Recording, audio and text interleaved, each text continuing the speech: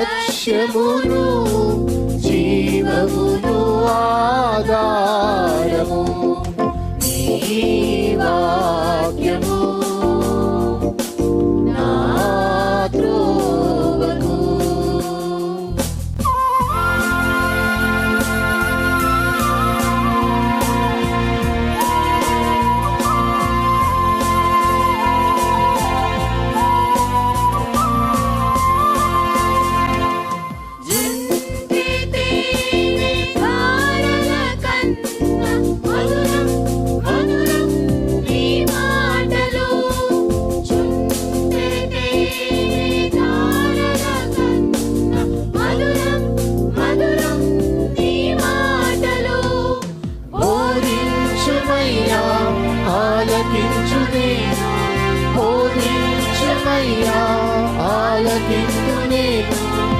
అనుసరింతునయ్యా ఆత్మశక్తితో, అనుసరింతునయ్యా.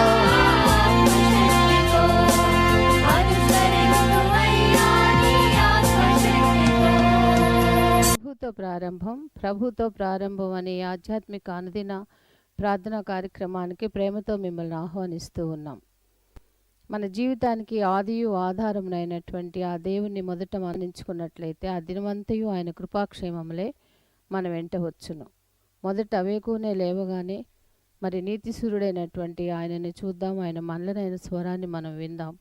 మన జీవిత కాలం అంతయు ఆయన ఆశీర్వాదములు దీవెనలు మన మీద కుమ్మరించును. యెషయి 65:24 మనం చూసినట్లయితే, వారికి ఈలాగున జరుగును, వారు వేడుకొనుక మునుపు నేను ఉత్తరమిచ్చెదను, వారి మనవి చేయుచుండగా నేను ఆలకించెదను.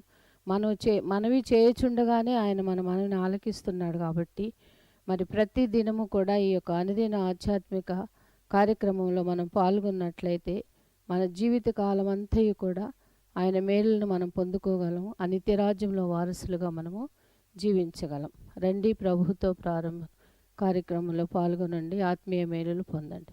దేవుడు మిమ్మల్ని దీవించండి.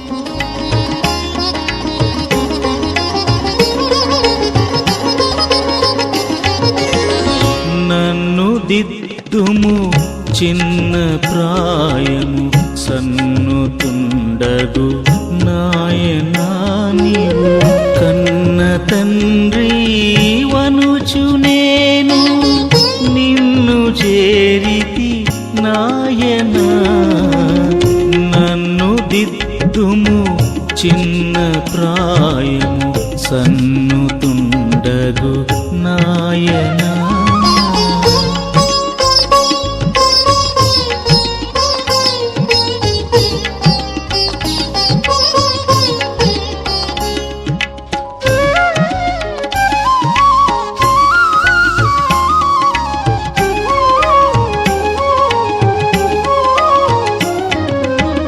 దూరమునకు పోయి నీదరి చేరనైతిని నాయనా, నేను తారుమూర్ఖపు పిల్లనై కారడవి తిరిగితి నాయనా.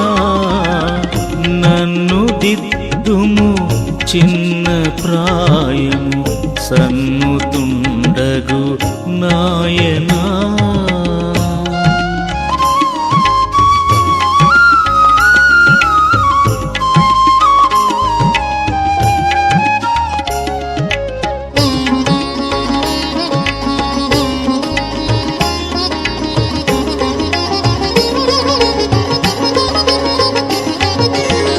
చాలా మారులు తప్పిపోతిని మేలుగానక నాయనా.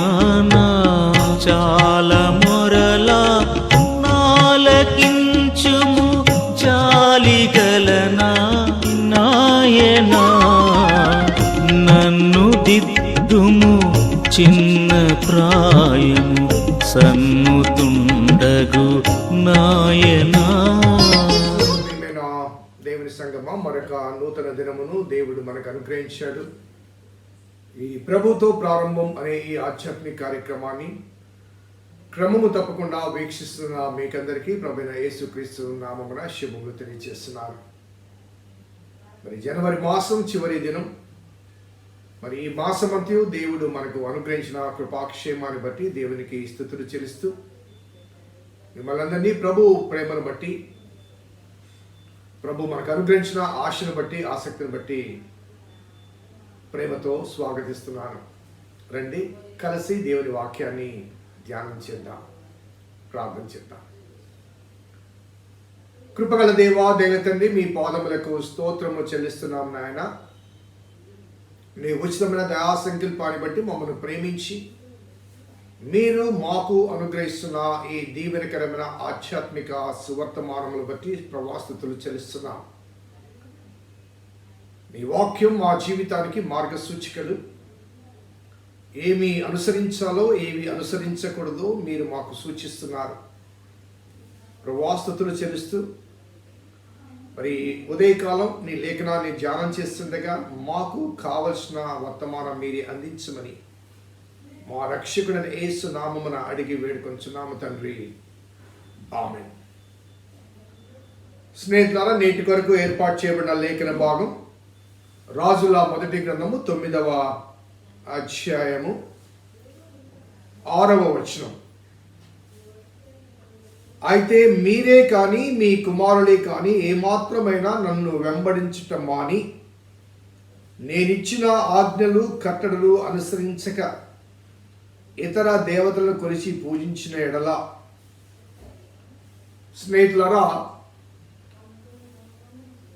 సొలొమోను చేసిన ప్రార్థనకు జవాబుగా దేవుడు సొలొమోనుతో మాట్లాడుతున్న మాటలు నిన్న దినం ధ్యానం చేస్తూ, నీ తండ్రికి ఇచ్చిన మాటను నేను స్థిరపరుస్తాను అని ఆ వాగ్దానాన్ని తిరిగి జ్ఞాపకం చేసిన అనుభవాన్ని మనం నెమరు వేసుకున్నాం.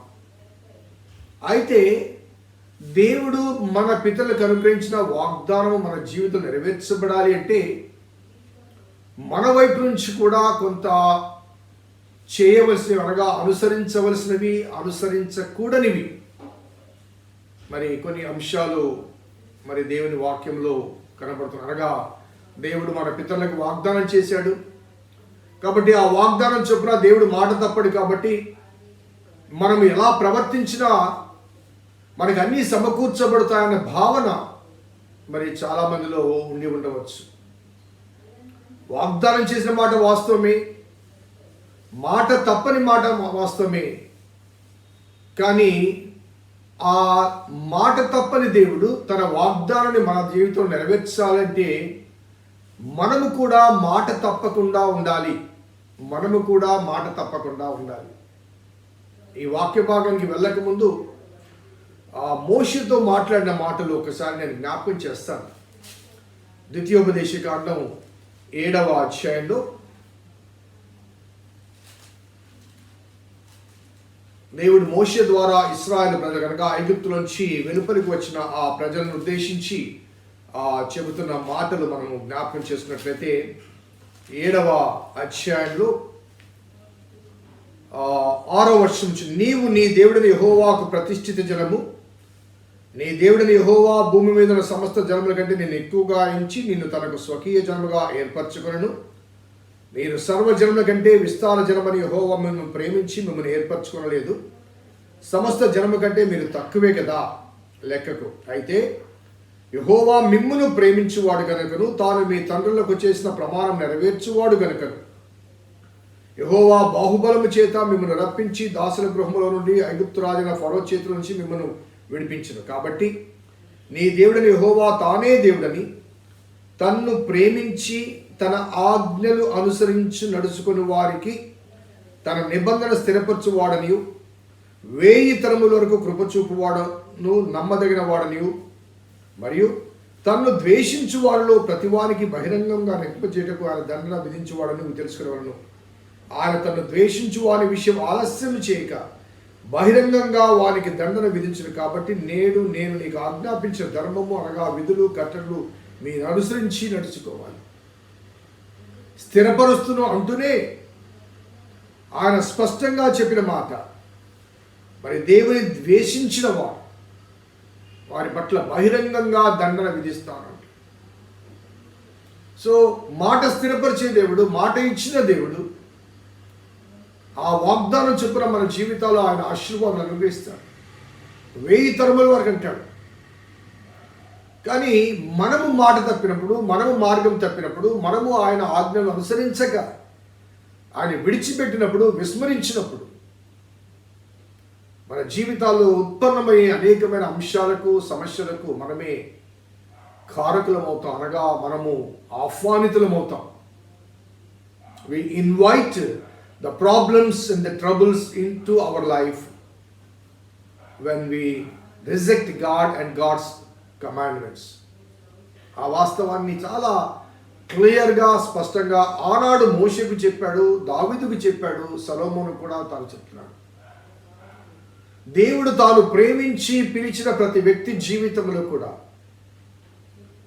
తన వాగ్దానాల గురించి, తన ఆశీర్వాదాల గురించి, తన ఆశీస్సుల గురించి తెలియచేస్తూనే హెచ్చరికలు, సూచనలు అనుగ్రహిస్తున్నాడు. సో మనము ఎల్లప్పుడూ కూడా one side of the coin మాత్రమే చూస్తున్నాగా, దేవుని ఆశీర్వాదాలు, దేవుని వాగ్దానాలు, దేవుని సూచనలు ఇవే చూస్తున్నాం. కానీ హెచ్చరికలు దేవుని విడిచిపెట్టిన అనుభవాలు మన జీవితాల్లో ఉన్నాయా లేవా అన్న వైపు నుంచి మనం ఆలోచించడం మానివేస్తూ ఉంటాం. ఆయన అంటున్నాడు, నేను ప్రేమించిన ప్రజలు, నేను ప్రత్యేకించుకున్న ప్రజలు, అనగా నా ప్రజలు మీరు. కాబట్టి మీరు నా మార్గము విడిస్తే మీకు కాదు, నాకు అవమానం. అక్కడ చూడండి, ఆ తర్వాత వాక్య భాగంలో ఏమంటున్నాడంటే, నన్ను వెంబడించడం మాని నేను ఇచ్చిన ఆజ్ఞలను, కట్టడలు అనుసరించక ఇతర దేవతలు కొలిచి పూజించడమేమి, నేను ఇశ్రాయేలుకి ఇచ్చిన ఈ దేశంలో వారిని ఉండనీయక వారిని నిర్మూలన చేసి నా నామమునకు నేను పరిశుద్ధపరిచిన ఈ మందిరమును నా సముఖంలోంచి కొట్టివేసేదను. ఇఫ్ యు రిజెక్ట్ మీ, నేను కూడా మిమ్మల్ని తృణీకరిస్తాను. ఈ మందిరానికి నా నామం పెట్టమన్నావు కాబట్టి పెట్టాను, కానీ మీరు నన్ను తృణీకరిస్తే ఆ మందిరములో నేను ఉండను, నా పరిశుద్ధత ఉండదు, కాబట్టి నేను అక్కడ నివసించను. అది నా మందిరము అనబడదు.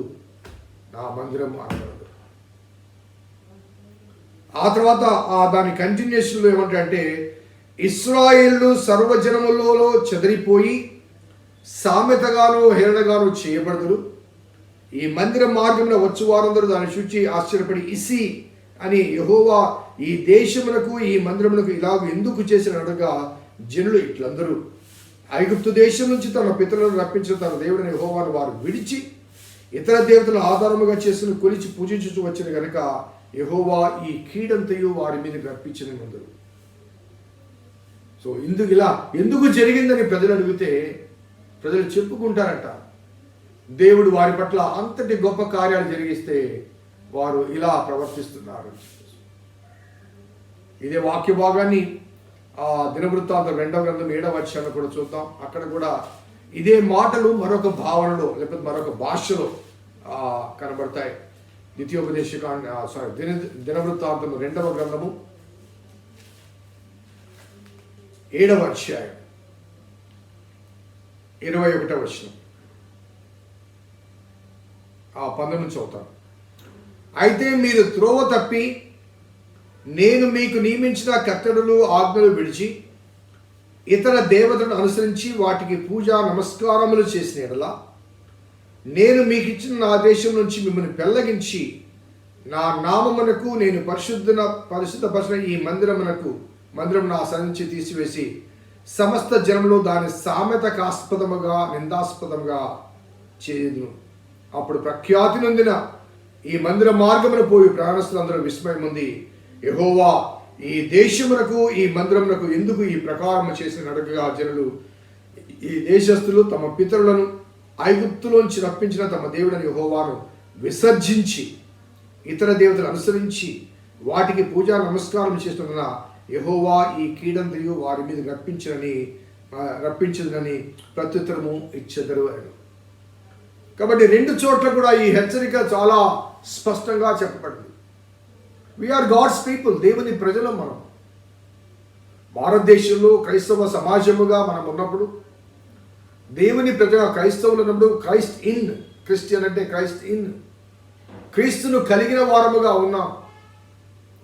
ప్రపంచంలో ఈ భారతదేశంలో అత్యధిక జనాభా కలిగిన ఈ భారతదేశంలో అధిక శాతము దేవుని ఎరుగని వారిగా ఉండగా కేవలము 2 లేక 5% వరకు మాత్రమే అనగా పబ్లిసైజ్ చేయబడ్డ వారు కొందరు, పబ్లిసైజ్ చేయబడకుండా ఉన్నవారు కొందరు.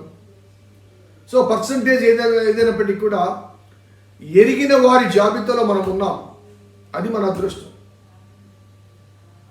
ప్రపంచ పటంలో ఇశ్రాయేలు జనాభా ఎంత, వారి దేశం ఎంత, చాలా చిన్నది. కానీ వారు దేవుని ఎరిగిన వారు, దేవుని ఎరిగిన వారు. వారిలో కొందరు మాత్రమే దేవుని కలిగిన వారు. సో భారతదేశంలో కూడా అదే రీతిగా దేవుని ఎరిగిన వారముగా ఉన్న ఈ స్వల్ప జనాంగంలో వారిలో కూడా దేవుని కలిగిన వారు చాలా స్వల్పం. ఎరిగి ఉండుట ఈ మధ్య కొంతమంది క్రైస్తవేతర సహోదరులు పూజారులుగా ఉన్నవారు, వారు దేవుని గురించి, యేసే గురించి సాక్ష్యాలు చెప్పుట మనం యూట్యూబ్లో వైరల్ అవుతున్నాయి. వారు దేవుని వాక్యాన్ని పట్టుకుని మరి కొన్ని మాటలు అనగా యేసే గురించి చక్కని మాటలు చెప్తున్నారు. దేవుని వాక్యంలోంచి అనేక అంశాలు వారు క్రోడీకరిస్తున్నారు, వల్లెవేస్తున్నారు, చెబుతున్నారు. అనగా వారికి తెలుసు, వారు యేసు ప్రభు గురించి తెలుసు, లేఖనాల్లో ఏముందో తెలుసు. ఈవెన్ క్రైస్తవులు విమర్శించే కొంతమంది ఉన్నారు. వారు కూడా దేవుని గ్రంథాన్ని చదివి ఆ గ్రంథంలో కొన్ని అంశాలు తీసుకొని వాటిలోంచి కొన్ని విమర్శిస్తున్నారు. So they know. కాబట్టి ఎరిగి ఉండిన జాబితాలో మనం ఉన్నాం. కానీ ఎరిగి ఉండట సరిపోదు, దేవుని వ్యతిరేకులు కూడా దేవుని గురించి నా ఎరుక వారికి ఉంది. ఎరిగి ఉండటం సరిపోదు, కానీ కలిగి ఉండట కావాలి. It is not just knowing God, but having God. మనలో క్రీస్తును నింపుకోవాలి, మనము క్రీస్తును కలిగి ఉండాలి. క్రీస్తు ఉన్నప్పుడే క్రైస్ట్ ఇన్ అయినప్పుడే క్రిస్టియన్ అవుతాం మనం. క్రీస్తు లేని క్రైస్తవుడు కాదండి. కాబట్టి దేవుని చేత ప్రేమించబడి, దేవుని చేత ప్రత్యేకించబడి, దేవుని చేత పిలువబడి, దేవుని ఆశీర్వాదాలు పొందటానికి వారసులుగా ప్రత్యేకించబడ్డ జనాంగము. ఆయన మాట ఇచ్చిన దేవుడు కాబట్టి మన పితరులు వారు వెంబడించినప్పుడు ఏ మాట ఇచ్చాడో, ఏ వాగ్దానం ఇచ్చాడో ఆ వాగ్దానము ఆ తర్వాత తరములలో కూడా కొనసాగింపచేయడానికి ఆయన సిద్ధంగా ఉన్నాడు. కానీ అవి మన జీవితాలు నెరవేర్చబడాలంటే మన వైపు నుంచి కూడా స్పందన కావాలి. అనగా దేవుని విడిచిపెట్టకుండా దేవుని మార్గంలో ప్రయాణం చేయాలి. 2 చేతులు కలవకుండా చప్పట్లు రావు. 2 చేతులు కలవకుండా దేవుని స్తుతించలేము, దేవుని ఆరాధించలేము. కాబట్టి దేవుడు మన పక్షమున మన కొరకు అన్నీ చేయ సిద్ధంగా ఉన్నాడు. కానీ మనము దూరంగా వెళ్తే, మనము దేవునికి వ్యతిరేకంగా జీవిస్తే, మన ప్రార్థనలు కానీ లేకపోతే మన అలవాట్లు కానీ ఇవన్నీ కూడా దేవుని చిత్తానికి భిన్నంగా ఉన్నట్లయితే ఎలా ఉంటుంది ఒకసారి ఆలోచించండి. దేవునికి అనుకూలంగా జీవించవలసిన బాధ్యత మన మీద ఉంది. దేవుని వాక్యానుసారంగా జీవించవలసిన బాధ్యత మన మీద ఉంది. కాబట్టి దేవుని మనము కలిగి ఉన్నామా లేదా, దేవుని మనలో కలిగి ఉన్నామా లేదా అన్నది మనల్ని మనము పరిశీలన చేసుకోవాల్సిన ఆవశ్యకత ఎంతైనా ఉంది. సో సొలొమోనుకు హెచ్చరిక చేస్తూ, సొలొమోను, నీ తండ్రికి నేను ఇచ్చిన మాట స్థిరపరుస్తాను, నేను మాట తప్పను. కానీ నీవు కానీ నీ కుమారులు కానీ నీ తర్వాత తరం వారు కానీ మాట తప్పితే అన్యజనులు మిమ్మల్ని హేళన చేస్తారు. అన్యజనులు మీ మీద వ్యతిరేకంగా సాక్ష్యం చెప్తారు. ఏమని చెప్తారంటే, ఎందుకు ఈ మందిరం పాడైపోయింది, ఎందుకు ఈ ప్రజలు ఈ రీతిగా మరి హీనపరచబడ్డారంటే వీరిని ఐగుప్తులోంచి నడిపించిన దేవుని వీరు విడిచిపెట్టారంటూ అన్యజనులు మీ మీద నేరారోపణ చేస్తారు. అన్యజనులు మిమ్మల్ని ఇస్సి అంటూ హేళన చేస్తారు. అన్యజనుల మధ్య మీరు హేళనకు ఆస్పదంగా ఉంటారు. మన ప్రవర్తన క్రైస్తవేతర ప్రపంచంలో మనము చిన్న జనాంగంగా ఉన్నాం. మన ప్రవర్తన ఎలా ఉందో ఒకసారి పరిశీలన చేసుకోవాల్సిన ఆవశ్యకత ఎంతైనా ఉంది. ఆమె పర్సనల్లీ రిలేటెడ్ టు గాడ్. దేవుని ఎరిగి ఉన్నాను, దేవుని వాక్యం బాగా తెలుసు, కానీ దేవుని కలిగి ఉన్నానా లేదా, నాలో క్రీస్తు ఉన్నాడా లేదా. నాలో క్రీస్తు ఉంటేనే నేను క్రైస్తవుని కదా. ఒకసారి హృదయ పరిశీలన చేసుకోవాల్సిన ఆవశ్యకత, అవసరత ఎంతైనా ఉంది. ప్రార్థన చేద్దాం. కృపగల దేవా, దైవ తండ్రి, మీ పాదములకు స్తోత్రము చెల్లిస్తున్నాం నాయన. నీ ఉచితమైన దయా సంకల్పాన్ని బట్టి మమ్మల్ని ప్రేమించి మీరు మాకు అనుగ్రహిస్తున్న ఆధ్యాత్మిక సూచికలు బట్టి ప్రవాసతులు చెల్లిస్తూ దినదినము మీరు చేస్తున్న ఉపదేశాలు నిజంగా క్షేమకరం, ఆశీర్వాదకరం, ఆనందకరం కనుక స్థుతులు చెల్లిస్తూ మీ లేఖనాలు ప్రభు మేము గ్రహించి అనుసరించుటకు మీ కృప దయచేయమని మా రక్షకుడైన యేసు నామమున అడిగి వేడుకొంచున్నాం తండ్రి. ఆమేన్. తండ్రి, కుమార, పరిశుద్ధ ఆత్మ త్రియేక దేవుని దీవెన ఈ వాక్యం విన్న బిడ్డలకు, వాక్య అభిలాషులకు సదా తోడైనది గాక. ఆమేన్. God bless you. దేవుడిని దీవించును గాక.